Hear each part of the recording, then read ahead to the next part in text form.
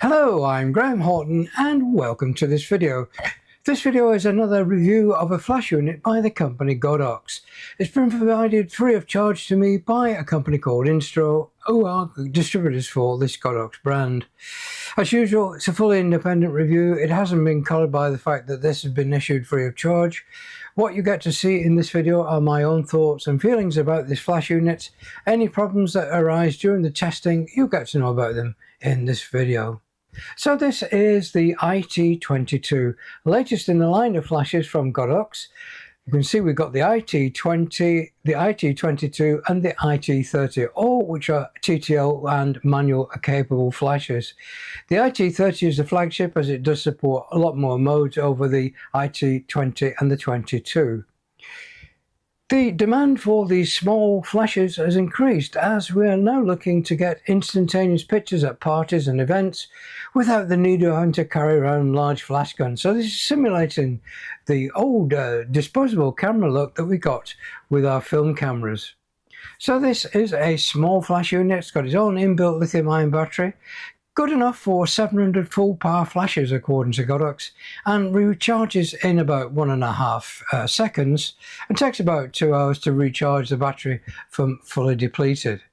So let's unbox the IT22 and I'll show you exactly what you get.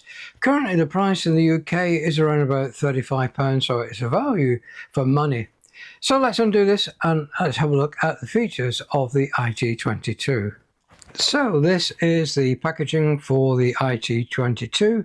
This one is actually the Sony version, so it has the Sony IM interface, and looking around it you can see the specifications: TTL auto flash, ultra compact size, magnetic attachments which I'll show you in the video, and the built-in lithium-ion battery.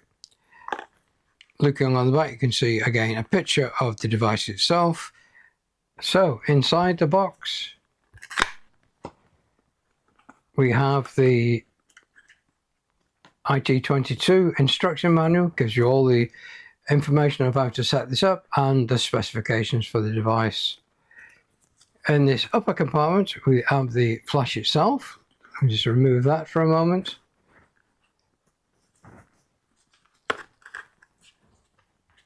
And in the lower compartment of the packing case we have another compartment.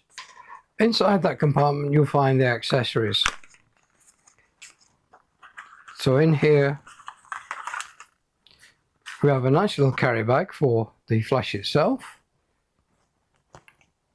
We've got our USB-A to USB-C charging lead, so that can be used from a wall socket or a power bank.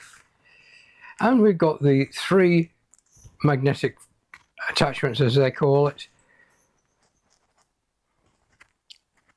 So we've got a wide angle diffuser, a CTO half power orange and a CTO full power orange, so you can convert your flash into ambient lighting of the tungsten type. So if you're working in a predominantly tungsten environment, rather than having the bright white flash, you can tone that down by the use of these CTO orange filters. So that's what you'll get in the lower compartment. The flash itself measures 6.4 centimeters by 4 centimeters by 2.8 centimeters thick. It weighs just 52 grams, so very, very light. On the base of the unit we've got a hot shoe, and this one is specific for the Sony IM interface. So to release that guard you just pull that off and you can see we've got the contacts here which mate up with the Sony interface of the camera. In this case it's going to be the Sony ZV-E10, so the IM interface is connected via these pins on the hot shoe of this particular flash unit. Got the center pin for the firing electrode, the release pin so you can take this on and off the camera and lock it in place. On this side of the flash unit you can see we've got the Type-C input for charging. We've got the power on off button which also acts as a test flash button. Turning over to the back we've got 3 buttons marked mode, minus and plus. So the mode button will allow us to change between TTL and manual, and the minus and plus will allow us to change the power or the flash exposure compensation. Nothing on the other side. On the front surface we have the flash tube itself, and that is where these magnetic attachments will come into play. So if you wanted a wider angle beam than provided by the raw flash, you can attach this magnetic attachment to the front of the device, and that will spread it out to cover something like the 24mm of your lens. If you wanted to use the CTO to balance with the lighting, then of course this will clip over the flash as well. But if you've seen my previous video on the IT20, you probably realize that you can actually use colored gels as well on there and hold them in place with the magnetic wide angle diffuser. So if you wanted some additional colored lighting, then you can use your own colored gels, or in fact Godox are going to produce a complete set of gels and magnetic attachments for you to experiment with. But if you want to do it simply and cheaply, then you can use your own colored gel filters. So this slips just neatly onto the camera hot shoe, just depressing the button at the back of the flash to lock it in place. If I just remove the protective cover off the screen, we should be able to see it a little better. Turning on the flash is a case of just pressing and holding the side button. That will bring up the display, and you can see on the display now the flash is charged. We've got the lightning symbol there that says the flash is charged, and it indicates the current mode. So the current mode at the moment is TTL, gives you an indication of the state of charge of the battery, so that's the battery status. So this is the flash exposure compensation in the TTL mode. Again, you've got the facility to increase flash exposure compensation. You can use the plus button or the minus button if you want to reduce it. If you want to increase it quickly, just press and hold the button, and it will cycle through up to the maximum of +3. If you want to go to the minus, then press and hold, and it will take you quickly down to the value you want, in steps of 0.3 EV increments.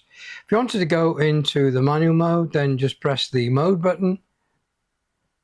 And now you can see we're in manual mode, and the power is indicated again, sort of half power, full power, and it goes down to 1/32 power. So the range is full power down to 1/32. Now the difference between this and the IT20, which is basically the same flash unit, is the fact that this has the built-in riser, if you like, to move the flash tube up away from the position which causes the lens head of these longer lenses to cast a shadow. With the previous version of the IT20, you would need to use something like these risers to move it up to the same position. For the price of the IT22, you're getting the built-in riser in the flash unit itself, so it's probably worth buying the IT22. The flash guide number, I guess, is something in the order of 10 meters at ISO 100.